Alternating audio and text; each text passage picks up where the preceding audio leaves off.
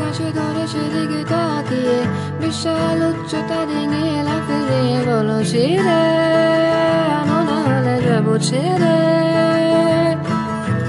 কোনো সারা ছাড়া ধরে জরে হাতল চেপে চট করে মুচড়ে দিয়ে আমাকে রেখে বলো যাবে নাকি নিয়ে যাবো তাকে সাথে।